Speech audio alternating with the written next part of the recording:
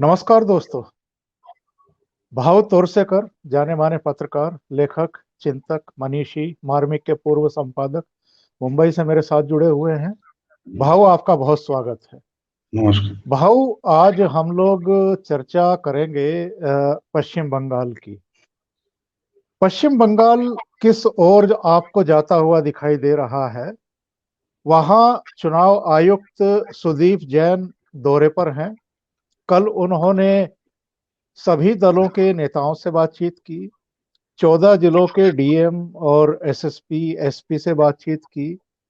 इसके अलावा उन्होंने पूरा फीडबैक लिया और उन्होंने कानून व्यवस्था की स्थिति पर गहरी चिंता व्यक्त की है। वहां का जो प्रशासनिक अमला है, जो टॉप ब्यूरोक्रेट हैं, उनको कहा है कि जितने भी राजनीतिक दल हैं उनको फ्रीली, बिना किसी रोक टोक के चुनाव प्रचार की अनुमति होनी चाहिए। किसी को भी ऐसा नहीं लगना चाहिए कि उनको रोका टोका जा रहा है। इसके अलावा आप भाव ये भी जानते हैं कि अब तक 130 से ज्यादा बीजेपी के कार्यकर्ताओं की मौतें हो चुकी हैं। बीजेपी नेताओं के काफिलों पर हमले हो रहे हैं। राज्यपाल और केंद्र सरकार से ममता बनर्जी का खुला टकराव चल रहा है और ऐसा लग रहा है कि इस लड़ाई में अब अफसर भी पिसने लगे हैं। तो आपको क्या लग रहा है, किस तरफ जा रहा है? ये अराजकता की स्थिति पैदा हो गई है पश्चिम बंगाल में। नहीं, मैं नहीं मानता किस तरफ जा रहा है, ये सवाल गलत है। ममता किस तरफ लेके जा रही है? आप अगर 2016 से नोटबंदी होने के समय से देखें तो मुझे याद है कि नोटबंदी के समय जो आर्मी, नेवी या एयरफोर्स के जो छावनियां रहती है, वो वहां कुछ उनका परेड चालू था या ट्रायल चालू था। टोल नाके पर कितनी गाड़ियां आती जाती है, ये इनका सालाना होता है। तो इन्होंने चिल्लाना शुरू कर दिया था कि देखो, आर्मी लाकर टीएमसी का सरकार हटाने वाले हैं मोदी। 1916 का, 2016 की बात कर रहा हूं मैं। जी जी। तो सवाल ये है कि ये आज की बात नहीं ना, 4 साल पहले भी हमने देखा। तो मैं मानता हूं कि ममता का किस ढंग, किस दिशा में ले जाना चाहती है, ये सवाल होना चाहिए। जी। आपको टकराव ही करना है तो करते रहो, कोई बात नहीं, उससे तो हल निकल आएगा। क्योंकि देखिए, ये लोग जो है सब मोदी के खिलाफ जो लोग हैं, उनका मानना है कि कॉन्स्टिट्यूशन से सब होना चाहिए, संविधान से। और संविधान क्या है, जो हम बताएंगे वो संविधान है। असल में जो संविधान है उससे इनको कोई मतलब है नहीं। कानून व्यवस्था ये स्टेट की रिस्पॉन्सिबिलिटी है, मान लेते। तो आपने बार बार आप दिखा रहे हैं कि हम कानून व्यवस्था तो रख नहीं पाएंगे। तो इससे अभी देखिए, मेरा ख्याल है अब मोदी और पॉलिटिक्स बाजू में रखो। जब सुप्रीम कोर्ट ने नारदा शारदा वगैरह घोटाले, उनका काम सीबीआई को सौंप दिया था। क्यों? कि जी बंगाल और कोलकाता की पुलिस जो है वो ढंग से काम नहीं कर रही थी। ठीक है। उसके उसके जो इंक्वायरी चालू थी, तो उसमें सीबीआई की टीम जब बार बार कोलकाता के पुलिस कमिश्नर राजीव कुमार को बुला रही थी, तो वो तो बिल्कुल। जा नहीं रहे थे। आखिर में जाकर वो सीबीआई की जो टीम थी, वो पुलिस कमिश्नर के ऑफिस तक पहुंची, तो ममता ने उनको अरेस्ट किया था, आपको याद होगा। बिल्कुल बिल्कुल, पूरा हंगामा हुआ तो था। आप कोऑपरेट नहीं करेंगे तो कॉन्स्टिट्यूशन, देखिए एक बात गलत समझ में हमको, कॉन्स्टिट्यूशन या संविधान जो है, हमारा फेडरेशन नहीं है। हमारी फेडरल सिस्टम में फेडरेशन नहीं है। अमेरिका में जो है फेडरेशन है। हर राज्य स्वतंत्र है, और स्वतंत्र जो होता है वो मिलकर एक फेडरेशन होता है। जैसा एक पार्टी का एमएलए है और वो सब पार्टी के एमएलए मिलकर एक पार्टी बनती है। लेकिन वो अपनी जगह वो स्वतंत्र होता है, वो बोलता है ठीक है, मैं आपकी पार्टी का रिजाइन करूंगा, एमएलए शिप का रिजाइन करूंगा, मैं स्वतंत्र हूं। यहां ऐसा नहीं है। आप बोलेंगे ठीक है, हमको फेडरेशन में फेडरल ये मंजूर नहीं, हम तो अलग होते हैं, बांग्लादेश बंगला अलग करेंगे। ऐसा नहीं हो सकता। हमारी सिस्टम फेडरल है। अगर बंगाल हो या तमिलनाडु हो या महाराष्ट्र हो या राजस्थान हो, वो अगर कॉन्स्टिट्यूशन के तहत कुछ काम नहीं करेंगे तो उनको रोककर वहां के सत्ताधीशों को अलग करने की व्यवस्था भी कॉन्स्टिट्यूशन में, संविधान में दी गई है। तो ये उसमें का स्वातंत्र्य हमको चाहिए, यानी एसेट चाहिए, लाइबिलिटी नहीं चाहिए। ये कहां की राजनीति हो गई? तो फेडरल सिस्टम में कानून व्यवस्था आप पर सौंपी गई है, और इसलिए जो एडमिनिस्ट्रेशन के आईएएस आईपीएस अलग अलग जो ऑफिसर्स होते हैं, वो तो सेंट्रल गवर्नमेंट के सर्विस में होते, स्टेट के नहीं होते। वो डेप्यूटेशन पर वहां है, उनको केडर दिया गया है, लेकिन उनकी सर्विस, उनका जो आकलन है, उनका जो प्रोग्रेस कार्ड है, वो तो सेंट्रल गवर्नमेंट के होम डिपार्टमेंट के अंदर आता है जी। लेकिन डे टू डे उनकी व्यवस्था स्टेट गवर्नमेंट। अभी आपका बच्चा है, आपका बच्चा आप स्कूल में डालते हैं, तो जितने समय वो स्कूल में रहेगा तब तक उसकी देखभाल करना ये काम स्कूल का है, बच्चा स्कूल का नहीं हो जाता। तो कॉन्स्टिट्यूशन की जो रचना है, व्यवस्था है, वो भी समझ लेनी चाहिए ना। हम स्वतंत्र, ऐसा नहीं है, नहीं है। हाँ ठीक है, बीजेपी भी या अमित शाह भी एक गेम खेल रहे हैं, उसकी तहत वो सब एविडेंस कलेक्ट कर रहे हैं कि ये कॉन्स्टिट्यूशनल सिस्टम फेल जा रही है। तो आप उसको कोऑपरेट तो मत करो ना, उसके लिए जो एविडेंस चाहिए, सबूत चाहिए, वो तो ममता इकट्ठा करके दे रही है। आपको याद होगा कि कोलकाता के कमिश्नर राजीव कुमार ये इनके साथ जाकर धरना में बैठ गए थे। अब चीफ मिनिस्टर सीबीआई के खिलाफ धरने पर बैठ जाते, ये क्या मामला है? अच्छा, दूसरी बात है, ये भी सेंट्रल गवर्नमेंट का मामला नहीं था। राजीव कुमार को इंक्वायरी करने के लिए जो सीबीआई की टीम गई थी, उसमें सेंट्रल गवर्नमेंट का कोई हाथ नहीं था, सुप्रीम कोर्ट की ऑर्डर पर हो रहा था। फिर भी ये ब्लेम करेंगे सुप्रीम सेंट्रल गवर्नमेंट को। तो इसका मतलब ये सीधा है कि हमको टकराव करना ही है। तो फिर फेडरल सिस्टम को धक्का लगता है, और उसमें सेंट्रल गवर्नमेंट को कुछ करना चाहिए। इसके लिए 256, 356, 255 वगैरह वगैरह धाराएं कॉन्स्टिट्यूशन में है। क्या भाव ममता बनर्जी इसके लिए कहना चाहिए प्रयासरत हैं कि सेंटर जो है वो 356 का उपयोग करे, यानी राष्ट्रपति शासन इम्पोज करे? क्या ऐसी सिचुएशन आपको इस समय पश्चिम बंगाल में दिखाई दे रही है? मैं बिल्कुल लग रही है, आज नहीं, मैंने तो एक हफ्ते पहले मैंने मराठी में वीडियो ही बनाया।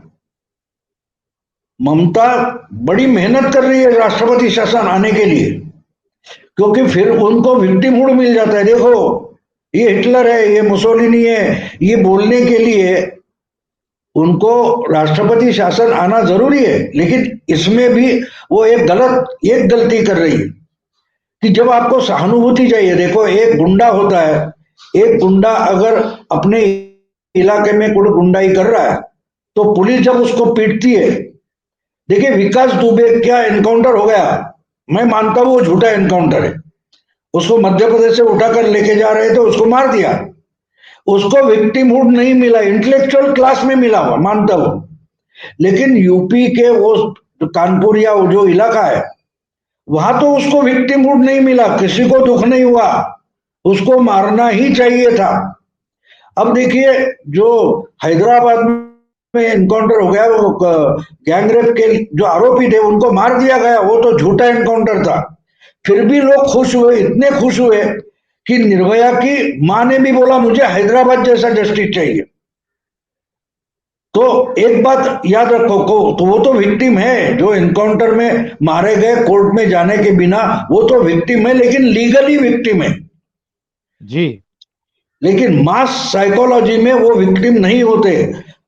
अब ममता की बात आप देखिए, ममता की गवर्नमेंट अगर हटाकर राष्ट्रपति शासन लाया जाता है तो ममता या तृणमूल विक्टिम नहीं होगी जनमानस में, क्योंकि जनमानस हैरान है ममता के कारोबार से लोग हैरान है, परेशान है। आपको याद होगा तो लोकसभा चुनाव के बाद जब उलटफेर हो गया, तब ममता ने पब्लिकली एक स्टेटमेंट किया अपने कार्यकर्ताओं के लिए, कट मनी बंद करो और जिनका लिया है उसका वापस दे दो। ये तो खुलेआम बोल रही है। तो बंगाल के लोग हैरान परेशान क्यों है, इसका सबूत तो आपको या मुझे देने की जरूरत ना बीजेपी को देने की जरूरत है। लोग तो परेशान है, और क्यों परेशान है ये खुद ममता बता रही है कि अपने ही कार्यकर्ता, अपने ही नेता, लोकल लीडर्स ये कटमनी, कोई भी गवर्नमेंट की सुविधा या मदद है उसमें अपना हिस्सा उठाते हैं, वो बंद करे या जो लिया है वो वापस करे, ये जो बोलना है ये तो ममता ने खुद बोल दिया है। तो अगर इनका शासन हटाया गया तो वो जनता खुश होगी, वोटिंग तो बाद में होने वाला है। लेकिन आज हाँ बोलेंगे इसको किसी ने तो लेसन सिखाना चाहिए था, पाठ सिखाना चाहिए था, मोदी या शाह ने उठाया तो बढ़िया काम किया। तो आपको विक्टिमहुड नहीं मिलेगा, ये ममता गलती कर रही है, जिस ढंग से जा रही है। तो वो मान लीजिए कि राष्ट्रपति शासन का रास्ता प्रशस्त कर रही है, और मैं उसको पॉलिटिकल गलती मानता हूं, राजनीतिक गलती मानता हूं। और केंद्र के लिए शायद इसलिए भी सुविधाजनक रहेगा ये कि लोगों का ध्यान डाइवर्ट होगा किसान आंदोलन से। वो तो मैंने आपको लास्ट एपिसोड में भी बता दिया था। मैंने मराठी में उसका बोला है कि एक तीर से दो निशान लगते, एक तीर से दो निशान लगते। ये एक तो कोलकाता का मामला और पूरा मीडिया उधर चला जाएगा तो किसान आंदोलन से ध्यान हट जाएगा मीडिया का, वो तो फायदा है। लेकिन मैं एक समझ नहीं पाता कि आप अगर राजनीति कर रहे हैं तो आपका नुकसान होना नहीं चाहिए, इस ढंग से आप क्यों नहीं सोचते। ममता राजनीति कर रही है जिस ढंग से 10 साल पहले या 12 साल पहले, 11 साल पहले 2009 में इन्होंने लोकसभा में लेफ्ट फ्रंट को हराया था, शुरुआत वहीं से हुई थी जी और सिंगूर नंदीग्राम से हुई थी। तो वो असल में स्टेट गवर्नमेंट की विक्टिम थी। तो बंगाल की जनता जिसको न्याय देती है, जस्टिस देती है, वो स्टेट गवर्नमेंट का मारा हुआ होता है। तो आज कौन स्टेट गवर्नमेंट है उसको तो धक्का धक्का लगेगा ना, धक्का तो ममता को लगेगा और जनता उस वक्त। अभी इनको लग रहा है, एक बात और समझ लीजिए, अगर राष्ट्रपति शासन लगता है तो विक्टिम वोट तो मिलने वाला है नहीं, लेकिन जो गुंडागर्दी करके आप वोट ला सकते हैं या कई जगह वोटिंग कम कर सकते हैं, वो भी आपके हाथ में नहीं रहेगा। अधिकारी भी आप तैनात नहीं कर पाओगे। नहीं, अधिकारी की बात ही छोड़ो, अधिकारी तो वो बोलते ना अलादीन का दिया होता है कि जिसके हाथ में रहेगा उसको बोलेगा बोलो मेरे आका। जो आज ममता की ऑर्डर सर आंखों पे रख रहे हैं, वो तो 10-12 साल पहले सीपीएम की बात सर आंखों पे रखते थे। और गुंडे भी वही होते हैं, गुंडे भी बोलेंगे कि हमको गवर्नमेंट, आज अगर गवर्नमेंट आपके हाथ में नहीं तो हम क्यों ले ले आपको साथ में, हमको आपकी जरूरत है नहीं। जो गुंडे सीपीएम लेफ्ट फ्रंट के साथ थे इनके साथ आ गए, क्योंकि गुंडाई जो है वो सरकार के आशीर्वाद से बढ़ती है। अगर सरकार का आशीर्वाद नहीं रहेगा तो कैसी बढ़ेगी। यही गवर्नमेंट अगर राष्ट्रपति शासन आ जाता है तो वो धनखड़ बैठे हैं, वो धाकड़ भी है। वो जिस ढंग से आज बोल रहे हैं तो शासन उनके हाथ में आने वाला है। ये यही गुंडों के बारे में क्या क्या कर सकते हैं ये सिर्फ आप सोच लो। वो तो फिर डिफैक्टो चीफ मिनिस्टर बन जाएंगे, वहां के राज्यपाल है। और सही बात आपने सर। आज उनका नहीं सुना है तो कल वो आपका सुनेगी तकरार। अगर ममता या तृणमूल के कोई लीडर धनखड़ के हाथ में कारोबार चला गया तो क्या इनकी तकरार सुनने वाले, आपने उनकी कहां सुनी है। भाव बड़े पैमाने पर इनकी पार्टी के नेता विधायक टीएमसी छोड़ रहे हैं। शुभेंदु अधिकारी तो मंत्री पद से इस्तीफा दे चुके, विधायक पद छोड़ चुके। जितेंद्र तिवारी के बारे में भी सूचना मिल रही है, जो बर्धमान जिले के एमएलए हैं, और मुर्शिदाबाद और कूच बिहार जिलों के भी एमएलए बगावत के मूड में हैं। और कई मंत्रियों और विधायकों के बारे में भी इसी तरह की चर्चा है। ये भगदड़ है, नाराजगी है, असंतोष है, क्या है? नहीं, बिल्कुल असंतोष है, बिल्कुल असंतोष है। जिस ढंग से पिछले 5-6 साल में, 5-6 साल में नहीं, 10 साल में मैं बोलूंगा, 10 साल में ममता बनर्जी, वो तो बोले हम करे सो कायदा, हम बोलेंगे वही कानून है, आपके हम नहीं सुनेंगे। ये तो मोदी का मामला छोड़ दो, आप बिल्कुल छोड़ दो। अब पीछे जाओ 2010 साल में, 10 साल पीछे जाइए, इनका गवर्नमेंट, सॉरी 2011 में जाइए। ममता चीफ मिनिस्टर बनी तो उनकी जगह, वो तो रेलवे मिनिस्टर थी, उनकी जगह दिनेश, मेरा ख्याल दिनेश त्रिवेदी, दिनेश त्रिवेदी। इनके लीडर है, रेलवे मिनिस्टर बना गया था। तो जब रेल बजट आ गया, पार्लियामेंट का सेशन चालू था, और बजट के पहले रेलवे बजट आता था उस समय, अभी तो सब बजट एक कर दिया गया। तो रेलवे बजट आ गया और उस पर रेल का जो टिकट था वो उन्होंने कुछ 2-4 रुपया बढ़ाया था, इनके ही मिनिस्टर थे। वो उसको इसी सेशन के दरमियान मंत्री पद से हटाने के लिए मनमोहन सिंह को मजबूर किया था ममता ने। आज तक कि कभी हुआ ऐसा कि मिनिस्टर को, सेंट्रल मिनिस्टर को पार्लियामेंट के सेशन के दरमियान हटाया गया? नहीं हुआ है। इतनी मनमानी सत्ता में आने के बाद ममता ने की है, तो ये आज की बात है ही नहीं। और जब एक बात चल जाती है, दूसरी बात चल जाती है, तो आगे बढ़कर वो बहुत बिगड़ता ही जाता है ना। अम्मी देख तेरा मुंडा बिगड़ा जाए, ऐसी बात होती। अगर अम्मी ने समय पर नहीं रोका तो मुंडा बिगड़ता ही जाता है ना। तो ममता की बात वैसी है, वो बिगड़ती बिगड़ती इतनी गई है कि अब वो मानती है कि मैंने तय किया कि मैं खुद का भी नहीं सुनूंगी, तो क्या करे। वो और डूबती जाएंगी और डूबती जाएगी, उसको कोई नहीं रोक पाएगा, वो खुद भी नहीं रोक पाएगी। तो ये जो और उनके नेता है जिनकी अकल अभी भी थोड़ी ठिकाने है, वो सोच रहे थे इनको तो डूबना है, हमको क्यों साथ में डुबा रही है, कम से कम हमको अपने के लिए कुछ करना पड़ेगा। तो वो निकल रहे, वो डर के मारे, ममता के डर के मारे वगैरह नहीं, वो खुद को बचाने के लिए निकल रहे, क्योंकि उनको मालूम हो गया कि अभी ममता तो डूबने वाली है। उसका मानना है अगर तुम लॉयलिस्ट हो तो मेरे साथ डूबो। तो बोले बचाने के लिए आप देखिए, शिवेंदु वगैरह जो अच्छे नेता है, बड़े नेता है पार्टी के, वो तो बोलेंगे हम आपको और पार्टी को बचाने के लिए कुछ भी कर सकते हैं। लेकिन आप अगर बोले कि नहीं, आपकी लॉयल्टी ऐसी होनी चाहिए कि मैं तो डूबने वाली हूं, मैंने डूबना तय ही किया है, आपको भी मेरे साथ डूब कर लॉयल्टी दिखानी पड़ेगी, तो बोलेगे भाई राम राम, हम तो निकल गए। जी जी। तो बीजेपी में जाएगी कि नहीं वो तय होगा, लेकिन वो तो इनकी पार्टी से तो निकल रहे हैं ना। और शुभेंदु अधिकारी भाव आप भी जानते हैं कि जिस इलाके से आते हैं, ये सूचना मिल रही है कि वहां की 50 से लेकर के 65 सीटों तक पर इनका, इनके परिवार का बहुत बड़ा असर है। और जो आपका आंदोलन हुआ था नंदीग्राम का, वो खड़े करने वाले भी शुभेंदु अधिकारी थे। तो भारतीय जनता पार्टी को भी एक चेहरा मिल गया है। नहीं, आप सिर्फ चेहरे पर मत जाओ, आप लोकसभा का 19 का चुनाव देखिए, आपको नक्शा दिखाई देगा कि नॉर्थ बंगाल में जो है बीजेपी की ज्यादा से ज्यादा सीटें, मेरा ख्याल है 14 या 15 सीटें नॉर्थ बंगाल में आई है।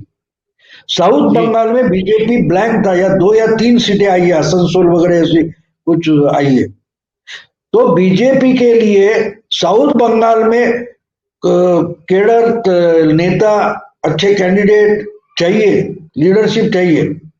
तो ये सब कहां से आ रही देखिए। तो जो बीजेपी को चाहिए उनको ही ममता जाने दे रही है या शायद निकाल रही है, तो इसका मतलब डूबने का तय है ना। हमने तय किया है कि हम डूबेंगे। आप क्या डूबेंगे? हम खुद डूबने वाले, आप कौन हमको डुबाने वाले हो? ममता के तेवर आप देखो तो आपको एक समझ में आता है। वो मोदी को बता रही है, शाह को बता रही है कि आप हमको क्या हराएंगे, हम खुद को ही हराने वाले हैं। हाँ, परिणाम करके तुम जीत लो, कोई बात नहीं, लेकिन हमको तो हारना है। अगर इस ढंग से आपका कोई प्रतिस्पर्धी सोचता है तो आपके लिए तो लॉटरी लग जाती है ना, लॉटरी लग जाती है। ये देखिए, अभी एक बात और बोल दो कि आपको मुझे हराना गया है, तो आपके जो, मैंने बीच में आपको एक बताया था कि उस जमाने में मैंने क्रिकेट का ये देखा था, तो बिशन सिंह बेदी वो थे एनडीटीवी पर, जी जी और जी। पाकिस्तान के खिलाफ के मैच में तो एंकर ने पूछा कि भाई भारत की रणनीति क्या होनी चाहिए, तो बिशन सिंह बेदी ने ऐसे सोचा वगैरह और बोले कि अजहरुद्दीन को खुद को ड्रॉप करना चाहिए। तो एंकर हैरान हो गया, कैप्टन खुद को कैसे ड्रॉप करेगा? तो बोला कि बिशन सिंह बोले कि भाई पाकिस्तान ने अपनी सब रणनीति जो है मैच के लिए वो बनाई है कि अजहरुद्दीन कैप्टन है, अगर अजहरुद्दीन हट जाता है तो पाकिस्तान की भारत की रणनीति बदलेगी, और पाकिस्तान के उस पर जो निर्भर है रणनीति वही बदलेगी, बदलनी पड़ेगी। तो बदलेगी का कैप्टन कौन है, उस पर सोचना शुरू करना पड़ेगा। तो जो पाकिस्तान को चाहिए वो मत दो, ये मतलब है। तो यहां भी एक ध्यान में रखना चाहिए कि जो बीजेपी का चाहिए वो मत करो। आपके पार्टी में जो लोग नाराज है वो आपका भतीजा अभिजीत बैनर्जी से नाराज है, तो कुछ समय के लिए उसको पीछे डाल दो। भाई ये पार्टी में एक्टिव है ही नहीं, क्या चिल्ला रहे हो तुम? तुम्हारी तकरार तो अभिजीत के बारे में, हमने तो अभिजीत को बाजू में निकाल लिया है, ठीक है वो एमपी रहेगा, पार्टी में कुछ नहीं करेगा। प्रशांत के किशोर किशोर के बारे में आपकी तकरार है, ठीक है हमने उसको कहीं जाने को ये हम हमारे पास आएगा, हम आपको कोई आदेश देंगे, लेकिन प्रशांत किशोर आपके डिस्ट्रिक्ट में आपके कमेटी में आएगा नहीं। ये ममता कर सकती है ना, वो क्यों नहीं करेगी? तो मतलब ये हो गया कि ममता, ये दो लोगों को ममता ने अपना अल्टर ईगो बना लिया है। इनको तो मैं नहीं हटाऊंगी, पार्टी डूबे तो डूबे। तो बात ऐसी होती है कि आपको आपके जो दुश्मन है उनको जो चाहिए वो मत दो, ये सिंपल स्ट्रेटेजी है। लेकिन ममता बोलती है मैं तो ये स्ट्रेटेजी मानती नहीं। अब और कौन उनको बचा सकता है? जो पुराना, मुझे फिल्म के गाने बहुत अच्छे लगते हैं। जी राजेश खन्ना मुझे याद नहीं फिल्म कौन सी थी, तो चिंगारी कोई भड़के कौन बुझा दे, सावन जो अगन लगाए उसको कौन बुझाए। ममता ही जिस पार्टी को डुबा रही है तो उस पार्टी को बाहर से कौन बचाएगा?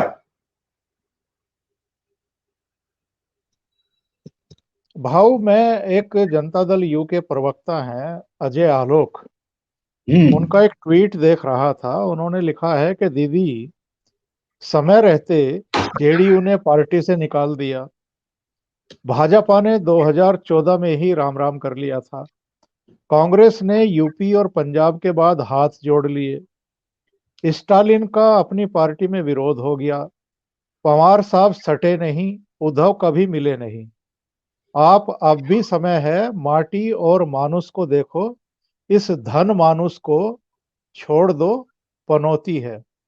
उनका इशारा प्रशांत प्रश्न। किशोर की तरफ है। बिल्कुल। तो वो कह रहे हैं कि ये पनौती है, इसके बारे में गलतफहमी मत पालो, माटी और मानुष की तरफ देखो, धन मानुष की तरफ मत देखो। आपका क्या कहना है भाऊ?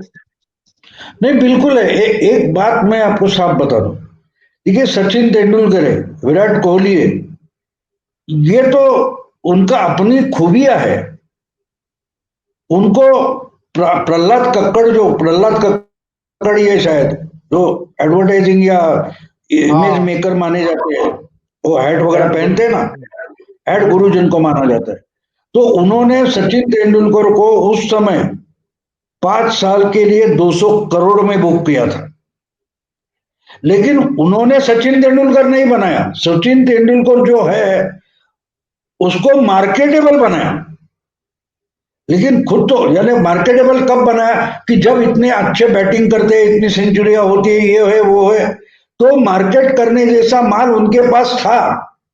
जी। सचिन खुद मार्केटेबल था, लेकिन विनोद कांबली को तो वो नहीं खड़ा कर पाए। विराट कोहली को खड़ा किया, युवराज को नहीं खड़ा कर पाए। क्यों नहीं खड़ा कर पाए? कि उनको मालूम था इसके पास पोटेंशियल है नहीं। प्रशांत किशोर जिसके पास जाता है वो देखो, प्रशांत किशोर जिसका पोटेंशियल है उसका मार्केटिंग कर सकता है। राहुल गांधी का मार्केटिंग क्यों नहीं कर पाए? 28 एमएलए यूपी के थे पहले की विधानसभा में, ये तो 4 पर लाकर खड़ा कर दिए उनको। अच्छा, सात इनके में साथ अखिलेश भी चला गया, तो अखिलेश को 215 से लेकर 48 पर लाकर रख दिए। यही तो प्रशांत किशोर है ना। क्योंकि जिनका पोटेंशियल है उसको वो अच्छा पैकिंग वगैरह कर सकते हैं, मैं मान लेता हूं। लेकिन प्रशांत किशोर जो है ही नहीं, वो तो मार्केट नहीं कर सकता। मार्केट जो हाँ ऐड कर सकता है, हवा पैदा कर सकता है, लेकिन माल तो पैदा नहीं कर सकता। वो कारखाना नहीं है, वो एडवर्टाइजिंग एजेंसी है। तो ये अगर ना समझे आप, तो आपकी हालत बुरी होगी, बुरी होगी। अभी देखिए यूपी में प्रशांत किशोर कुछ नहीं कर पाया, लेकिन उसी समय प्रशांत किशोर ने, आम आदमी की हवा थी, फिर भी अमरिंदर सिंह को पंजाब में जीत कर दिखाया। उसी समय यूपी और पंजाब के चुनाव एक साथ हुए थे। बिल्कुल। दोनों जगह प्रशांत किशोर ही उनकी रणनीति बना रहा था, यानी एडवर्टाइजिंग कर रहा था। तो अमरिंदर सिंह जीतते तो सेहरा बनेगा किसको? प्रशांत किशोर के नाम पर। तो यूपी की हार का सेहरा कहां बांधे? राहुल गांधी को। क्यों? तो राहुल गांधी मार्केटेबल नहीं थे। तो इसके लिए अब ममता अगर मार्केटेबल नहीं है तो प्रशांत किशोर कुछ नहीं कर सकते। सही कह रहे हैं भाऊ। कल अमित शाह जा रहे हैं, कई केंद्रीय मंत्री, एक मध्य प्रदेश के गृह मंत्री नरोत्तम मिश्रा, एक उत्तर प्रदेश के उप मुख्यमंत्री, पूरी टीम जो है वो पश्चिम बंगाल में डेरा डालने वाली है। हालांकि अमित शाह तो 2 दिन में वापस आ जाएंगे, पर इस बीच सुनने में आ रहा है कि चाहे शुवेंदु अधिकारी हो, चाहे जितेंद्र तिवारी हो, कुछ और भी चेहरे हो सकते हैं, वो भारतीय जनता पार्टी का दामन संभालेंगे अमित शाह की मौजूदगी में। और ये सिलसिला, जैसा आपकी बातचीत से भी ये बिल्कुल स्पष्ट हुआ है कि ये सिलसिला आगे बढ़ेगा। और आपने कल जब मेरी बात हो रही थी टेलीफोन पे, तो आपने एक और रहस्य उद्घाटन किया था कि ये छुटपुट ही नहीं, अगर चुनाव की घोषणा होती है, हो सकता है चुनाव की घोषणा से पहले भी 30 से 40 एमएलए ममता के टूट सकते हैं, कई और मंत्री टूट सकते हैं। तो ये जो हालत पैदा हुई है पश्चिम बंगाल में, ये तो एक तूफान खड़ा करने वाली है भाव। बिल्कुल। देखिए मैं नाम नहीं बताऊंगा यहां पब्लिकली, लेकिन जिस ढंग से त्रिपुरा में परिवर्तन हुआ उस ढंग से बंगाल में परिवर्तन होने जा रहा है। अब इससे, इसके पीछे कौन है ये आप ढूंढ लो, मैं नाम तो नहीं बताऊंगा। त्रिपुरा में जो चमत्कार हुआ, वो चमत्कार जिसने इनिशिएट किया था वही तो बंगाल में लगा हुआ है। वो आपके सामने नहीं आएगा, उसकी जरूरत भी नहीं होती।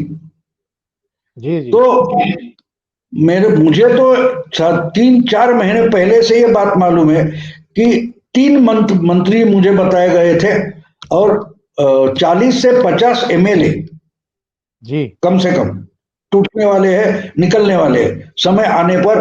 और उस समय उन्होंने बताया था कि सब कुछ निर्भर है वो बिहार और मध्य प्रदेश के उपचुनाव के रिजल्ट पर है। गुजरात, यूपी, मध्य प्रदेश के उपचुनाव और बिहार के रिजल्ट पर निर्भर है।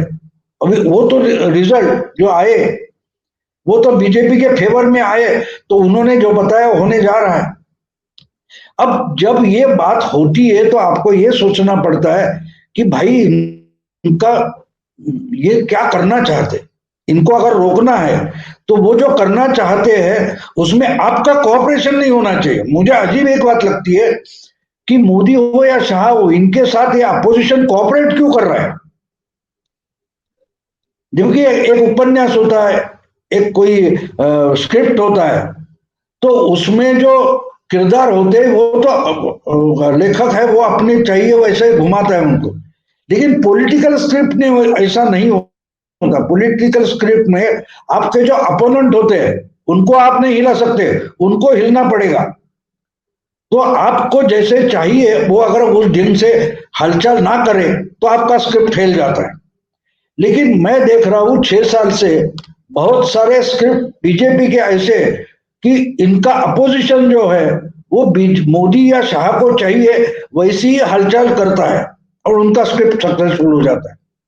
बंगाल में कोई नई बात नहीं हो रही है, आपको टकराव लेना चाहिए सेंटर से। ये तो शाह की स्कीम ऑफ थिंग्स है और ममता जी वही कर रही है। अब मुझे एक बताइए कि इतना चिल्लाना चालू है तो राज्यसभा में आगे जाकर वो कानून फाड़कर जो सभापति के चेहरे पर फेंकने वाले डेरेक ओब्रायन कहाँ है? वो तो सबसे ज्यादा बोलने वाले हैं। अब उनको ला लो बिल्कुल आगे, कहाँ है बिल्कुल। वो? हाथरस भी गए थे। तो ये ऐसे बोलने वाले लोग होते, ये पार्टी का सत्यानाश करते। देखिए वो नवीन बाबू है उड़ीसा के, वो तो कभी मोदी के खिलाफ नहीं बोलते। बोलने की शायद 25 साल से वो चीफ मिनिस्टर है या उड़ीसा है ये भी हमको पता नहीं है। मीडिया में उड़ीसा का कुछ आता नहीं है, ना चीफ मिनिस्टर का आता है। फिर भी वो 25 बरस से चुन कर आ रहा है, 5वीं बार जीत गए। तो ये बाकी के लोगों की अक्ल क्यों नहीं चल रही है कि बातें मत करो, जो करना है वो करो, बाकी तुम्हारे खिलाफ जो है वो करते रहेंगे, कोई बात नहीं। लेकिन इनको बताना ज्यादा है, करना कुछ है नहीं। सही तो बात। हारेंगे तो वैसे ही हारेंगे, उसमें कोई दो राय नहीं है। अब जब हारना ही है तो लोग जीतने वाले की तरफ घूम जाते। बिल्कुल सही। भाऊ बहुत बहुत धन्यवाद, आपने समय निकाला और पश्चिम बंगाल में जो कुछ चल रहा है, जो कुछ घट रहा है और उसके पीछे का क्या पूरा एक नमस्कार। सिनेरियो है, उस पर आपने जो है चर्चा की है और रोशनी डाली है। बहुत बहुत धन्यवाद, बहुत आभार आपका। नमस्कार।